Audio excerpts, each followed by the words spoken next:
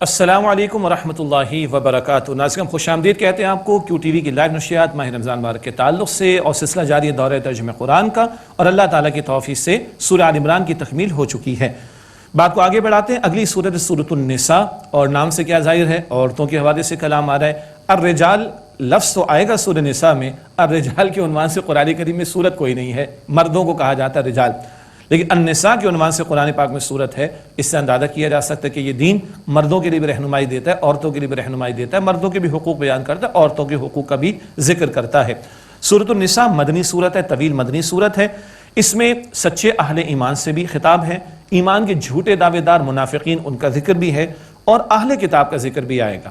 البقرہ میں یہود کا ذکر زیادہ تھا، آل عمران میں نصارہ کا ذکر زیادہ تھا، یہاں دونوں کا ذکر ہمیں ملے گا۔ تو سچے ایمان والوں کا ذکر بھی، منافقین کا ذکر بھی، اور اہل کتاب کا ذکر بھی آئے گا۔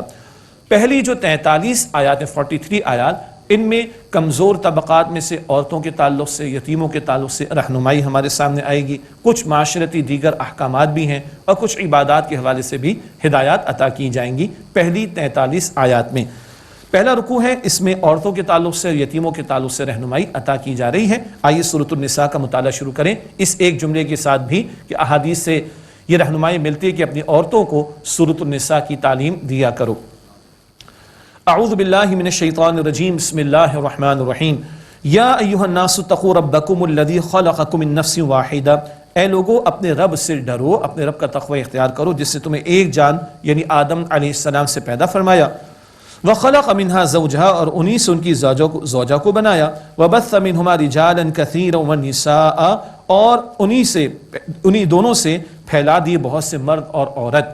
یہ آیت کریمہ نبی اکرم علیہ السلام کئی خطبات میں اور نکاح کے خطبے میں بھی تلاوت فرماتے تھے، سارے انسانوں سے خطاب، اور پہلا جوڑا وہ آدم علیہ السلام اور بی بی حوا علیہ السلام کا، اور اسی سے نسل انسانی کا قافلہ آگے بڑھا، جیسے کہ ذکر آیا اس سے پہلے اسی پہلے جوڑے سے بہت سے مردوں اور عورتوں کو پھیلا دیا گیا، اور یہ بھی بتا دیا گیا کہ اللہ تعالیٰ کا تقوی اختیار کرنا، اس کا تقاضا سارے انسانوں سے ہے۔ خوف خدا اٹھ گیا تو ورلڈ وار 1 بھی ہو جاتی ہے، 2 بھی ہو جاتی ہے، اس کے بعد آج کے دور میں لاکھوں کی تعداد میں لوگوں کو مائگریشن پر بھی مجبور کر دیا جاتا ہے۔ سارے انسانوں سے اللہ تعالیٰ کا تقوی کا تقاضا ہے، خوف خدا دل میں رکھنا۔ فرمایا وَاتَّقُوا اللَّهَ الَّذِي تَسَاءَلُونَ بِهِ وَالْأَرْحَامَ، اسی ایک آیت میں دوسری مرتبہ تقوی، اور اللہ تعالیٰ کا تقوی اختیار کرو جس کا نام لے کر تم آپس میں حقوق مانگتے ہو، والارحام، اور رحمی رشتوں کا خیال رکھو۔ گھریلو زندگی میں خوف خدا جتنا زیادہ ہوگا معاملات درست ہوں گے۔ باہر تو لوگ کیمرے لگا دیتے ہیں اور ریاست کے اہلکاروں کو بھی کھڑا کر دیتے، لیکن گھر میں کیا کریں گے؟ یہی وجہ ہے کہ سورۃ البقرہ میں جب خاندانی زندگی کے بارے میں رہنمائی پر مبنی آیات کا ہم نے مطالعہ کیا تو بار بار تقوی کا ذکر آیا تھا۔ یہاں اس ایک آیت میں 2 مرتبہ تقوی کا ذکر آیا۔ فرمایا کہ جس اللہ کا نام لے کر آپس میں حقوق مانگتے ہو، اس اللہ کا نام، اس کے نام کی لاج رکھو۔ اور نکاح بھی بندہ کرتا ہے، بندہ مومن کی بات ہو رہی تو اللہ تعالیٰ کو گواہ اس میں گویا کہ بنا رہا ہوتا ہے۔ ہاں ایک نکاح خواہ ہوتا ہے، کچھ گواہ ہوتے ہیں، لیکن سب سے بڑھ کر گواہ کون ہوتا ہے؟ اللہ سبحانہ وتعالیٰ۔ والارحام، اور رحمی رشتوں کا خیال رکھو۔ ہمارا دین رحمی رشتوں کے بارے میں، رشتہ داروں کے بارے میں، کنشپ کے بارے میں بہت رہنمائی دلاتا ہے، توجہ اس کی دلاتا ہے۔ یہاں بھی فرمایا کہ رحمی رشتوں کا لحاظ رکھو، آئندہ بھی اس پر کلام ہوگا انشاءاللہ۔ ان اللہ کان علیکم رقیبا، بے شک اللہ تعالیٰ تم پر رقیب نگہبان ہے۔ کیا مطلب؟ اللہ تعالیٰ تمہیں دیکھ رہا ہے۔ نکاح کے موقع پر یہ بات ہم بیان کرتے ہیں کہ بھائی اللہ تعالیٰ شوہر کو بھی دیکھ رہا ہے، بیوی کو بھی دیکھ رہا ہے، ساس کو بھی، سسر کو بھی، نن کو بھی، بھاوج کو بھی، داماد کو بھی، اور بہو کو بھی۔ اگر ہم سب لوگ یاد رکھیں تو ہم بہت اچھے ہو جائیں گے۔ ٹھیک، آج بہت سارے مسائل کیوں ہیں؟ ہم بھول گئے کہ اللہ تعالیٰ میں دیکھ رہا ہے۔ کیمرے کی آنکھ سے سب لوگ پریشان ہیں، خبردار کیمرے کی آنکھ آپ کو دیکھ رہی ہے، بندہ ذرا سا چوکنا ہو جاتا ہے۔ ایسا ہی ہے کہ نہیں؟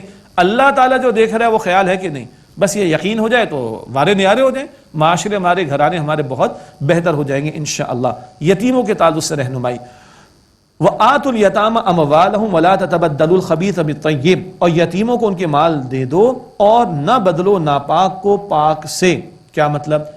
ایک یتیم تمہاری کفالت میں آ گیا، سرپرستی میں آ گیا، اس کے والد نے اس کا مال چھوڑا، اس کے حوالے کر دو، اور ایسا نہ کرو تمہاری سرپرستی میں تو اس کا مال ہڑپ کرتے چلے جاؤ، اپنا ردی اس کے حوالے کرو، اس کا بہتر جو ہے تم خود استعمال کر لو، ایسا نہ کرو۔ فرمایا وَلَا تَأْكُلُوا أَمْوَالَهُمْ إِلَىٰ أَمْوَالِكُمْ، اور ان کے مال نہ کھاؤ اپنے مالوں کے ساتھ ملا کر۔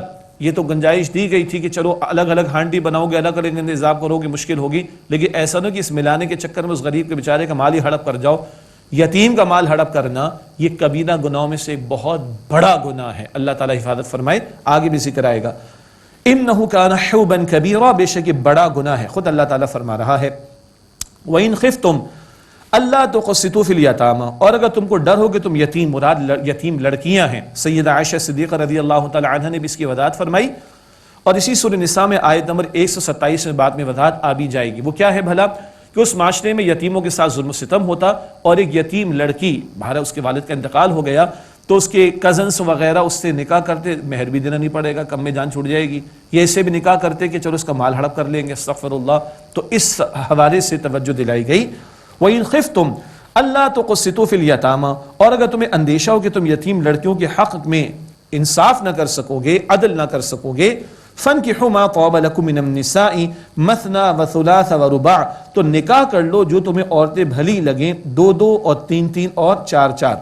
یہ وہ آیت کریمہ ہے کہ جس میں اللہ تعالیٰ نے اہل ایمان کو، مردوں کو یقیناً اجازت دی ہے ایک وقت میں زیادہ سے زیادہ 4 نکاحوں کی۔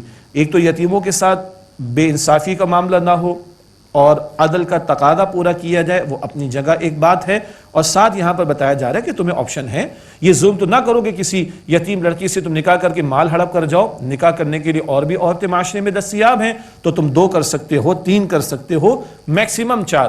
یہ قرآن حکیم ہے جس نے آ کے لمٹ لگائی، ورنہ زمانے جاہلیت میں اور ماضی میں جو ہے کوئی لمٹ نہیں ہوتی، جتنی چاہتا ایک شخص بیویاں رکھتا تھا۔ اسلام نے آ کر، یہ نبی اکرم علیہ السلام کی شریعت نے آ کر یہ لمٹ لگائی، نمبر 1۔ نمبر 2، اللہ تعالیٰ نے اجازت دی ہے تو ایمان والا تو سرنڈر کرے، بس اللہ کا حکم، اللہ تعالیٰ نے اجازت دی، بات ختم۔ باقی جو اعتراض کر رہے ہیں وہ اپنے ایمان کی خیر منائیں، باقی غیر اگر اعتراض کریں تو ان کے ہاں تو زنا کی کوئی حد ہی نہیں ہے، زنا کے نتیجے میں گندگی، فحاشی اور یعنی اور بربادی کی کوئی حد نہیں ہے، ان سے کیا بات کی جائے؟ یہ تو وہ خیال کرے گا جس کو گھر بسانا ہو، یہ تو وہ خیال کرے گا جس کو اپنی عفت اور پاک دامنی عزیز ہو، یہ تو وہ خیال کرے گا جو کسی عورت کو پروٹیکشن دینا چاہتا ہو، کفالت میں لے کر اس کے ساتھ بھلائی کا معاملہ کرنا چاہتے ہو۔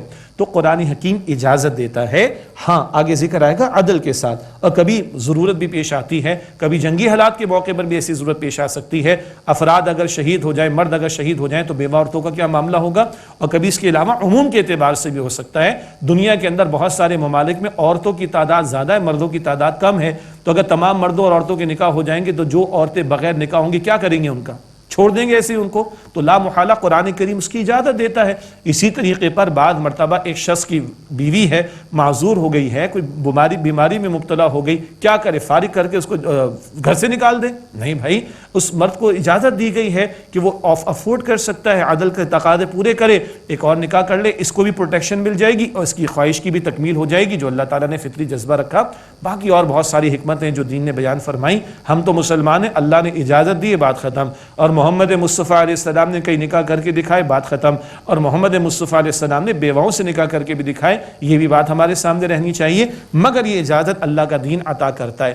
ہاں آگے فرمایا فَإِنْ خِفْتُمْ أَلَّا تَعْدِلُوا فَوَاحِدَةً أَوْ مَا مَلَكَتْ أَيْمَانُكُمْ، پھر اگر تمہیں اندیشہ ہو کہ تم عدل نہ کر سکو گے تو ایک ہی پر اکتفا کر لو، یعنی اگر جس کو اندیشہ ہے کہ وہ عدل نہیں کر سکتا تو ایک ہی پر اکتفا کر لے۔ یہ عدل ہے ظاہری مادی امور کے اندر، بے رہائش دونوں کو تقریباً یکساں دینی ہوگی اور اسی طریقے پر خرچہ یکساں دینا ہوگا۔ ہاں عین ممکن ہے کہ ایک خاتون سے 4 بچے اور دوسری خاتون سے کوئی بچہ نہیں ہے، تو اب بالکل برابر کا معاملہ نہیں ہوگا، عدل کا معاملہ ہوگا، اس کو اس کے اعتبار سے خرچہ دیا جائے گا، اس کو اس کے اعتبار سے خرچہ دیا جائے گا۔ یہ ہے ظاہری مادی معاملات کے اندر۔ باقی قلبی میلان کا معاملہ وہ تو بندے کے اختیار میں نہیں ہوتا، اللہ تعالیٰ کی طرف سے اس کی پکڑ نہیں ہوگی۔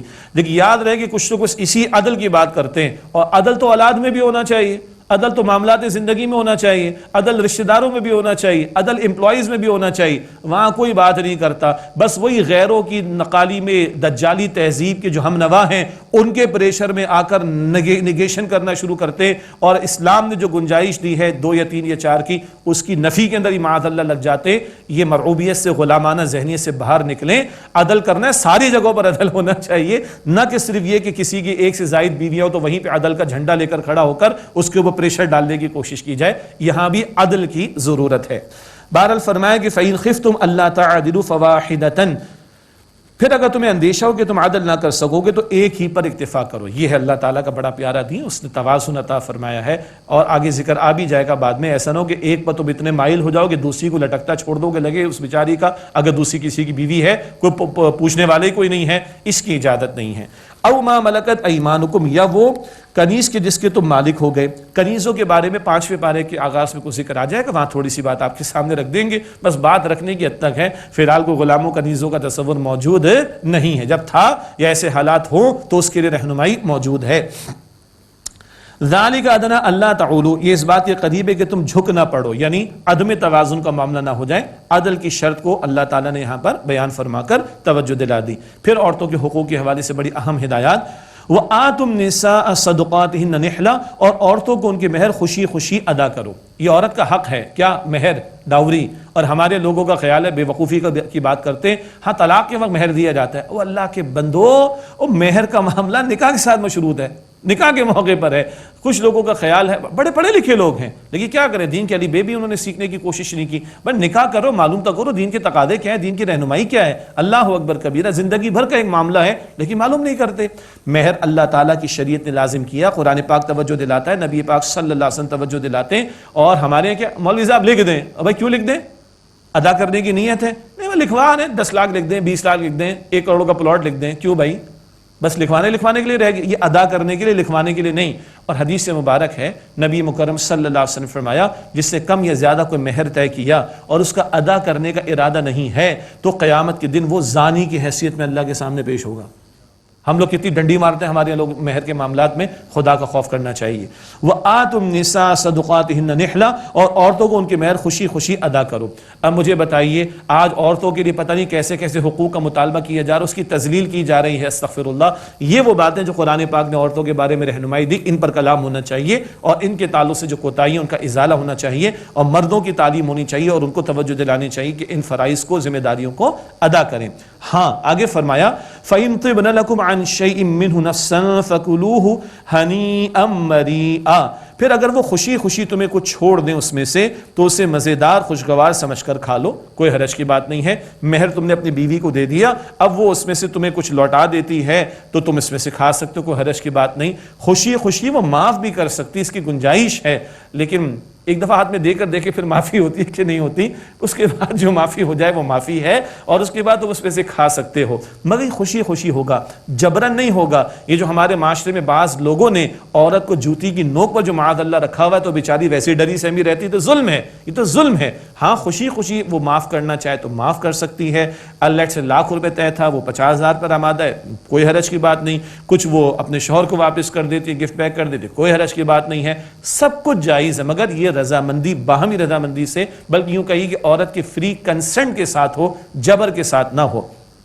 اب یتیموں کے بارے میں رہنمائی, کیا پیارا کلام ہے. کبھی آسمان و زمین کی سیر کراتا ہے, ہم اشارتاً بات کہہ دیتے ہیں, تخلیق کائنات, بگ بینگ کا اشارہ آ جاتا ہے, ہم کہتے ہیں ایکسپینڈنگ یونیورس, قرآن کریم اشارہ کرتا ہے بلیک ہولز کی طرف. اشارہ تو میں نہیں کہہ رہا کہ حتمی ایک بات ہے, لیکن اشارتاً بات قرآن پاک میں, کہاں قرآن کائنات کی سیر کرا رہا ہوتا ہے اور کہاں قرآن پاک اس زمین پر ہمارے قدم کو جما کر ہمارے گھرانوں کو بہتری عطا فرمانا چاہتا ہے. اب یتیموں کے بارے میں فرمایا جا رہا ہے, وَلَا تُؤْتُوا السُّفَهَاءَ أَمْوَالَكُمُ الَّتِي جَعَلَ اللَّهُ لَكُمْ قِيَامًا, اور مت دو کم عقلوں کو ان کے مال جو اللہ تعالیٰ نے تمہارے لیے زندگی گزارنے کا سہارا بنایا ہے.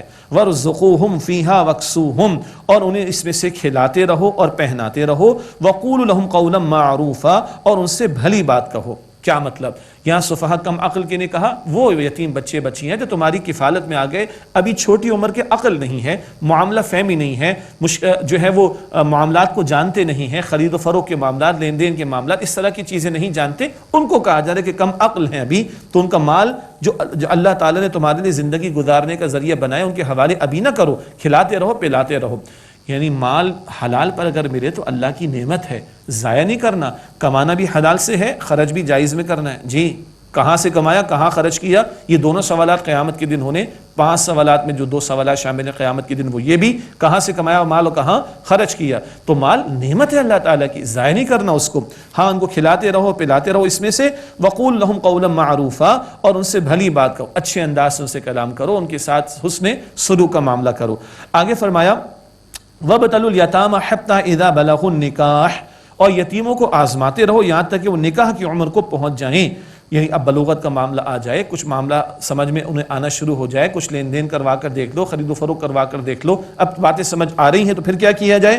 فَإِنْ آنَسْتُم مِّنْهُمْ رُشْدًا، پھر اگر تم ان میں کچھ صلاحیت پاؤ، یعنی حسن معاملات کو ڈیل کر سکتے ہیں، کچھ خرید و فروخت کر سکتے ہیں، اور آج کل کے تو بچے ماشاءاللہ خاصے ہوشیار بھی ہوتے چلے جا رہے ہیں، میں مثبت بات کر رہا ہوں، پازیٹیو بات کر رہا ہوں، کوئی طنز نہیں کر رہا خدا نخواستہ، لیکن یہ دیکھ لو کہ اب وہ لین دین کر سکتے ہیں، معاملہ سمجھ سکتے ہیں، فَادْفَعُوا إِلَيْهِمْ أَمْوَالَهُمْ، تو پھر ان کے مال ان کے حوالے کر دو، اب تک تمہارے پاس یہ امانت تھا، اب ان میں شعور آ گیا، اب ان کا مال ان کو لوٹا دو۔ وَلَا تَأْكُلُوهَا إِسْرَافًا وَبِدَارًا أَن يَكْبَرُوا، اور ان کا مال مت کھاؤ ضرورت سے زیادہ اور جلدی جلدی اس خیال سے کہ وہ بڑے ہو جائیں گے تو سمجھ آ جائے گی، پوچھیں گے، اس سے پہلے ہڑپ کر جاؤ، تو اللہ تعالیٰ تو تمہیں دیکھ رہا ہے نا، ہڑپ کرنے والے کو چھوڑ دے گا اللہ تعالیٰ، اور ہڑپ کرنے والے اپنے پیٹ میں جہنم کے انگارے بھر رہے ہیں، یہ آگے ذکر ابھی آئے گا تھوڑی ہی دیر میں۔ فرمایا وَمَنْ كَانَ غَنِيًّا فَلْيَسْتَعْفِفْ، اور جو غنی ہو وہ مال یتیم سے بچتا رہے، جس کو اللہ تعالیٰ نے مال کی نعمت دے رکھی ہے، اس کے حالات اچھے ہیں تو کوشش کرے کہ یتیم کے مال میں سے کچھ استعمال نہ کرے۔ وَمَنْ كَانَ فَقِيرًا، اور جو کوئی فقیر ہے، حاجت مند ہے، فَلْيَأْكُلْ بِالْمَعْرُوفِ، تو وہ معروف طریقے پر اس میں سے کھا لے۔ کیا مراد؟ یعنی ظاہری بات ہے یتیم بچے کی کفالت ہوگی، اس کے گھر کے برتن بھی استعمال ہوں گے، گھر کے اور اس کی اہلیہ بھی ہو سکتا ہے کنٹریبیوٹ کر رہی ہوگی وغیرہ وغیرہ، اور ایک آدمی بیچارہ تنگ دست ہے تو اگر وہ تھوڑا سا یتیم کے مال میں سے جو اس کی سرپرستی میں استعمال کر لے تو شریعت اس کی گنجائش عطا کر رہی ہے۔ فرمایا فَإِذَا دَفَعْتُمْ إِلَيْهِمْ أَمْوَالَهُمْ فَأَشْهِدُوا عَلَيْهِمْ، پھر جب ان کے مال ان کے حوالے کرو تو ان پر گواہ کر لو۔ یہ گواہی بڑی اہم بات ہے تاکہ مستقبل میں کوئی نزاع اگر پیدا ہو، کوئی جھگڑا پیدا ہو جائے تو معاملے کو ریزالو کرنا آسان ہو جائے۔ وَكَفَى بِاللَّهِ حَسِيبًا، اور اللہ تعالیٰ کافی ہے حساب لینے کے اعتبار سے۔ ہمیں دعا سکھائی گئی ہے اللہم حاسبنا حسابا یسیرا، اے اللہ ہم سب کے حساب کو آسان فرما۔ اب وراثت کے حوالے سے ایک اصولی بات کی توجہ دلائی جا رہی، پھر آگے وراثت کے احکامات کا بیان بھی آئے گا انشاءاللہ۔ لِلرِّجَالِ نَصِیبٌ مِّمَّا تَرَکَ الْوَالِدَانِ وَالْأَقْرَبُونَ، مردوں کے لیے حصہ ہے اس میں سے جو ماں باپ نے اور رشتہ داروں نے چھوڑا۔ وَلِلنِّسَاءِ نَصِیبٌ مِّمَّا تَرَکَ الْوَالِدَانِ وَالْأَقْرَبُونَ، اور عورتوں کے لیے حصہ ہے اس میں سے جو ان کے والدین نے چھوڑا اور رشتہ داروں نے۔ مِمَّا قَلَّ مِنْهُ أَوْ كَثُرَ، خواہ تھوڑا ہو یا زیادہ، نَصِیبًا مَفْرُوضًا، یہ حصہ فرض کیا گیا ہے۔ اللہ اکبر، مردوں کا حصہ بھی مقرر ہے، عورتوں کا بھی حصہ مقرر ہے، وراثت کے حوالے سے یہ احکامات فرض کیے گئے ہیں۔ ہم بڑا ہلکا لیتے، آگے مزید ذکر ابھی آ رہا ہے، اللہ نے لازم کیا ہے، مفروضہ، یہ احکامات فرض کیے گئے ہیں۔ وَإِذَا حَضَرَ الْقِسْمَةَ أُولُو الْقُرْبَى وَالْيَتَامَى وَالْمَسَاكِينُ فَارْزُقُوهُم مِّنْهُ وَقُولُوا لَهُمْ قَوْلًا مَّعْرُوفًا، اور جب حاضر ہو تقسیم کے وقت رشتہ دار اور یتیم اور مسکین تو اس میں سے انہیں بھی کچھ دے دو اور ان سے بھلی بات کہو۔ ہاں، وراثت میں کس کس کا کیا حصہ ہے وہ آگے آیت نمبر 11-12 میں آ رہا ہے، ماں باپ، اولاد اور شوہر اور بیوی کے تعلق سے ذکر آ جائے گا، لیکن ایسے لوگ کہ جو رشتہ دار ہیں اور پھر رشتہ داروں میں کوئی یتیم مسکین ہو، محتاج ہو، ضرورت مند ہو، ان کو کچھ دے دو۔ یہ کون دے گا؟ جن کو وراثت میں سے حصہ ملے گا، ورثہ، وہ اپنے حصے میں سے دیں گے، اور پھر تفصیل ہے اس میں فقہی، وارث جو بالغ ہیں وہ یہ دیں گے، نابالغ بچے جو ہیں ان کا حصہ تو ہے، ان میں سے نہیں دیا جائے گا، ہاں بالغ جب ہوں گے تب ان کی اجازت معتبر ہوگی۔ کیا اللہ تعالیٰ نے پروٹیکشن دی ہے بچوں کو، اللہ اکبر کبیرہ، یہ فقہی تفصیل تفاسیر میں اور فقہی کتابوں میں دیکھی جا سکتی ہے۔ تو ایسے رشتہ دار جن کا حصہ مقرر نہیں، پھر وہ یتیم مسکین اگر آ جائیں تو جنہیں ملا ہے وہ اس میں سے کچھ دیں۔ وَقُولُوا لَهُمْ قَوْلًا مَّعْرُوفًا، اور کہو ان سے بھلی بات۔ وَلْيَخْشَ الَّذِينَ لَوْ تَرَكُوا مِنْ خَلْفِهِمْ ذُرِّيَّةً ضِعَافًا خَافُوا عَلَيْهِمْ، اور چاہیے کہ وہ لوگ ڈریں کہ اگر وہ چھوڑ جائیں اپنے پیچھے کمزور اولاد تو انہیں ان کی فکر ہو۔ خواف علیم، ان کی فکر ہو۔ کیا کہا جا رہا ہے؟ آج تم سوچو تم مر جاؤ، تمہارے بچوں کے بارے میں تمہاری کیا خواہش ہوگی؟ کوئی ان کے سر پر ہاتھ پھیرے نا، اللہ اکبر۔ تو آج کسی کے والد کا انتقال ہو گیا، بچے بچی یتیم ہو گئے تو تم اس کے ساتھ بھلا سلوک کر لو۔ بڑا اپیلنگ انداز ہے اللہ تعالیٰ کا قرآن پاک میں یتیموں کے ساتھ حسن سلوک کرنے کی جانب۔ فَلْيَتَّقُوا اللَّهَ وَلْيَقُولُوا قَوْلًا سَدِيدًا، بس چاہیے کہ وہ اللہ تعالیٰ سے ڈریں اور چاہیے کہ درست بات کہیں، اچھا معاملہ ان کے ساتھ کریں۔ حدیث مبارک سنن ابن ماجہ شریف میں مسلمانوں کے گھروں میں سے بہترین گھر وہ ہے جہاں کسی یتیم کے ساتھ بھلا سلوک ہوتا ہو۔ اللہ کے نبی علیہ السلام نے فرمایا کہ میں اور یتیم کی کفالت کرنے والا دونوں جنت میں ساتھ ہوں گے، اور اللہ کے نبی علیہ السلام نے اپنا مبارک ہاتھ اس کی 2 مبارک انگلیاں ملا کر فرمایا کہ میں ایسے ساتھ ہوں گے۔ کسی نے عرض کی یا رسول اللہ میرے دل میں سختی آ گئی، آپ نے فرمایا کہ جاؤ کسی یتیم کے سر پر ہاتھ پھیرو، اللہ تمہارے دل کو نرمی عطا فرما دے گا۔ اور کبھی اللہ کے نبی علیہ السلام نے فرمایا کسی بیوہ اور یتیم کی کفالت میں لگنے والا ایسے ہی ہے جیسے کہ اللہ کی راہ میں کوئی نکلا ہوا ہو۔ یہ ہے یتیموں کے بارے میں ہمارے دین کی پیاری تعلیم۔ یہ وہ بچے اور بچیاں کہ جو ڈپرائیوڈ آف ہو جاتے ہیں، اور اگر ان کو صحیح گائیڈنس نہ ملے تو کل بہت ہی مسائل معاشرے کے اندر جنم لیتے ہیں۔ دین اس قدر ان کے تعلق سے رہنمائی دیتا ہے۔ رہے وہ لوگ جو یتیموں کا مال ہڑپ کریں، ان کی جائیدادیں ہڑپ کر جائیں، استغفر اللہ، ان کے بارے میں قرآن کہہ رہا ہے اور بہت سخت بات آ رہی ہے۔ معاف کیجئے گا، ان الذین یأکلون اموال الیتامی ظلما، بے شک جو لوگ ظلم سے یتیموں کا مال کھاتے ہیں، انما یأکلون فی بطونہم نارا، بے شک وہ اپنے پیٹوں میں آگ بھر رہے ہیں، وسیصلون سعیرا، اور ان قریب وہ جہنم کی بھڑکتی آگ میں داخل ہوں گے۔ اللہم اجرنا من النار، اے اللہ ہمیں آگ کے عذاب سے بچا۔ یتیم کا مال ہڑپ کرنے والے جہنم کے انگارے اپنے پیٹ میں بھر رہے ہیں، جہنم کی بھڑکتی آگ میں اللہ تعالیٰ ان کو ڈالے گا۔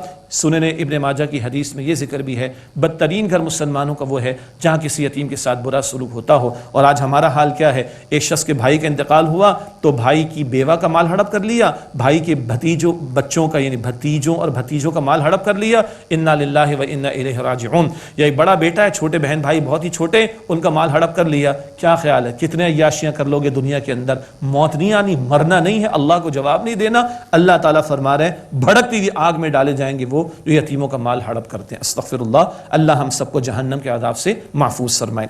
اگلی آیات میں اللہ تعالیٰ نے وراثت کے احکامات عطا فرمائے۔ تفصیل کا موقع نہیں ہے اور یہ بڑے پیچیدہ مسائل تفصیل در تفصیل ہے۔ جب مسئلہ پیش آئے، کسی کا انتقال ہو جائے، کیسے ترکہ تقسیم ہوگا، علماء سے پوچھ لیں۔ دو تین اصولی باتیں، جب کسی کا انتقال ہو تو جو مال اس نے چھوڑا پہلے کفن دفن کے اخراجات نکالے جائیں گے، پھر قرض ادا کیا جائے گا، پھر اگر وصیت ہے 1/3 کی حد تک اس پر عمل کیا جائے گا، پھر جو بچے اس کو ترکہ کہتے ہیں وہ تقسیم ہوگا۔ وہ احکامات آ رہے ہیں۔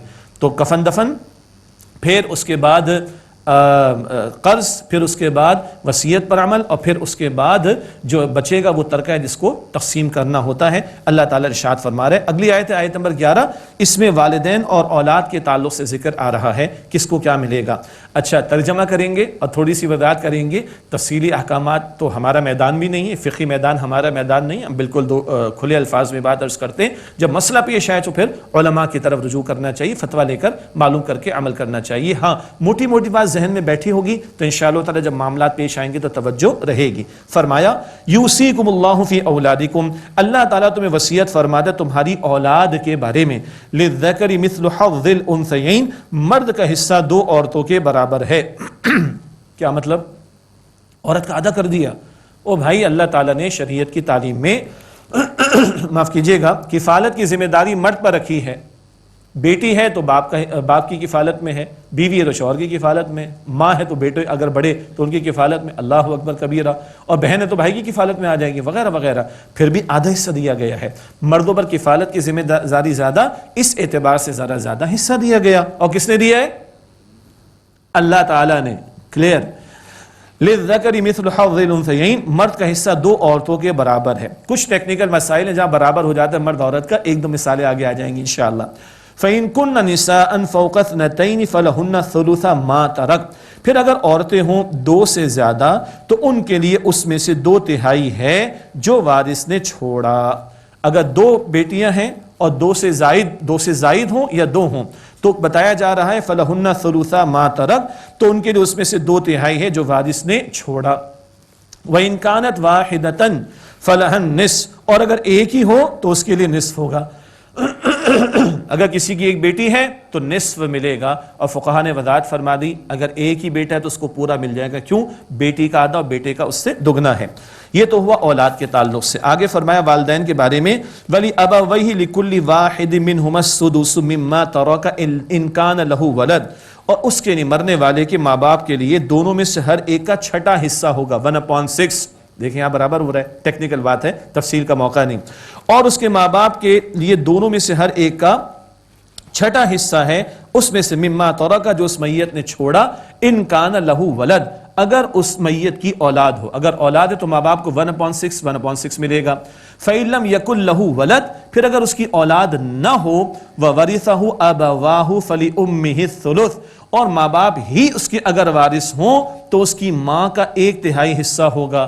اگر اولاد نہیں اور صرف ماں باپ والد سے اور کوئی نہیں تو ماں کا 1/3 ہوگا، تو باپ کا کتنا ہوگا؟ 2/3 2/3۔